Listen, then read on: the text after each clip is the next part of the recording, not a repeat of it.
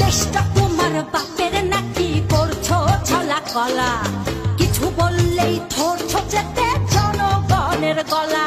ও দেশটা তোমার বাপের নাকি করছো ছলা কলা, কিছু বললে